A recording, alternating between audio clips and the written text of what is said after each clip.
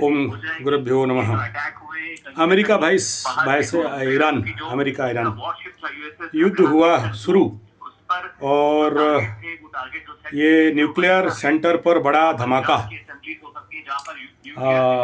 अगर ये न्यूज सच है, अगर युद्ध हो गया है, तो मेरा जो प्रेडिक्शन था जिसमें आप लोग ज़्यादा लोग नहीं देखे, तो उसमें आप जाके देख सकते हो। मैं यही चीज़ का प्रेडिक्शन दिया था कि ईरान और अमेरिका का युद्ध कब तक होगा, जो प्रश्न आया था, लेकिन कहीं से बयान नहीं आया, बोल रहे हैं। अब ये कहाँ तक सच है, कहाँ तक झूठ है, ये तो मुझे नहीं पता। लेकिन आप लोग अगर मेरा उस वीडियो को देखे होंगे, वो मैं 3 डेट बताया था युद्ध होने का, और मुख्य 2 बताया था, और मुख्यतः जिसमें सबसे ज़्यादा मैं ध्यान दे रहा था, आद्रा मुर्गशिरा 29 जनवरी वाला डेट का मैं दे रहा था। और आज अगर आप देखते हो तो 28 जनवरी वर्तमान 1:13 अभी जो मेरे पास इन्फॉर्मेशन आ रहा है, मतलब जो न्यूज मेरे सामने आया फट से करके, ये कोई गलत मतलब छोटा मोटा नहीं दिया, ये है इंडिया न्यूज या एनडीटीवी क्या है, एक ठो इंडिया न्यूज़, उस चैनल में आया है। How much truth and false I don't know. तो मेरा जो प्रेडिक्शन था कि मृगशिरा नक्षत्र आँख से आंसू बहाने वाला, और देखो इसमें मैं उस वीडियो में मैं नक्षत्र फल इसको बताया था कि क्षति, नुकसान, संचय का नुकसान, शत्रु में वृद्धि, भयंकर विरोध, मानसिक पीड़ा, इस नक्षत्र का एनर्जी को मैं बताया था उस समय, तो मृगशिरा या आद्रा में। और दूसरा बताया था कि एकादशी 29 तारीख को पड़ रहा है, बहुत संभावना है कि वहीं ठुकाई पिटाई हो जाए, और ये न्यूज अभी उठ के आया है। बट मैं भी कह रहा हूँ कि ये कंफर्मेशन, क्योंकि बाकी सारा चीज़ से कंफर्म नहीं होने तक कुछ नहीं बोला जा सकता है, लेकिन जितना सारा युद्ध वगैरह सजावट हुआ था, वो यहाँ पर परिणाम आपके समक्ष है। मैं बहादुरी नहीं दिखा रहा हूँ कि ये कहूँ कि मैं प्रेडिक्शन दिया था और हो गया, लेकिन कुछ लोग का क्वेश्चन था, जिसके कारण मैं ईरान अमेरिका के ऊपर युद्ध का ये कंडीशन दिया था। लेकिन ये भी दिखाई दे रहा है कि ये बहुत इंटेंस नहीं होने वाला है। दूसरा ये है कि ये बहुत अच्छा हुआ कि पुष्य नक्षत्र में सुबोधघाटन नहीं हुआ है। तीसरा ये है कि अगर हम लोग इस दशमी का, शुक्ल दशमी का तिथिफल इस युद्ध के लिए देखें तो फटाफट फल लाभ, अटैक जो किया है उसके तरफ लाभ जाएगा। तीसरा इसमें दशमी विजयादशमी, आप सबको पता होगा गुप्त नवरात्र का विजयादशमी है, तो विजय का योग यहाँ पर दिखाई दे रहा है। लेकिन टैक्टिकली इस समय इस मृग नक्षत्र में हाउस एनर्जी दुर्बल है, इसलिए बहुत कुछ दिख नहीं रहा है।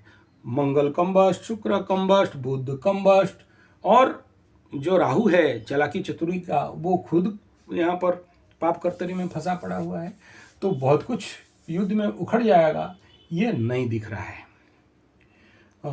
लेकिन इसका प्रभाव अगर सच में हुआ है, इसका प्रभाव देखने के लिए ये फरवरी लास्ट जैसे ही मंगल कुंभ में घुसेगा, उसका विभीषिका और बढ़ेगा, और खून खराबा का जो प्रचंड रूप वो मार्च के एंड पार्ट में दिखाई देगा, अगर ये कंटिन्यू लिया तो। लेकिन ये युद्ध यहाँ नहीं, उतना ज़्यादा नहीं दिखाई दे रहा है। मृगशिरा में भड़ाभड़ कर देने का काम, तो ऐसा कंडीशन यहाँ पर बिल्डअप हो रहा है।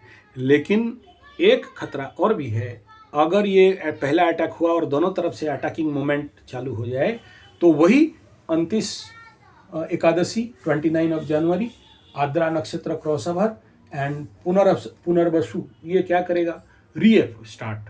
और आप याद करो, आपको मैं एक और वीडियो बनाया था जिस समय अमेरिका, ईरान, इजराइल का जो शांतिकरण हुआ था, उस समय जो पुनर्वसु में, उस वीडियो में भी आप चले जाना, उस समय का मैं बोला पुनर्वसु में है, फिर से स्टार्ट होगा।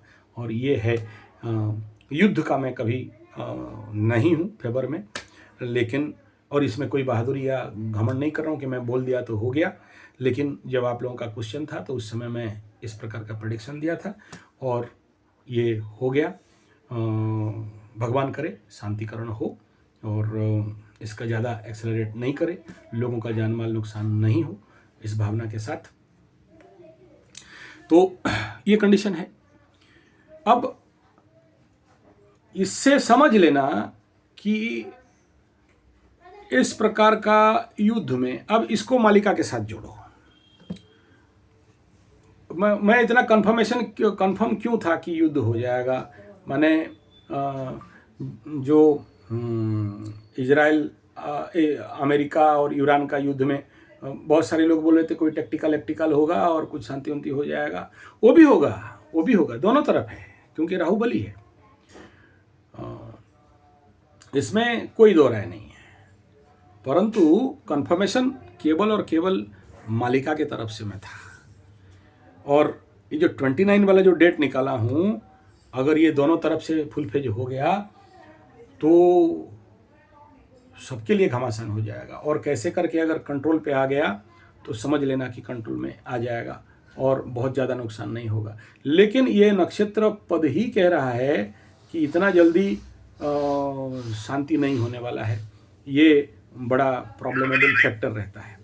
अच्छा, एक और बात यहाँ पर मैं कंफर्मेशन में लूँ, मतलब ये जो अमेरिकन, इजराइल और ईरान का जो युद्ध का कंडीशन है, जो एटॉमिक रिएक्शन, परमाणु का जो युद्ध,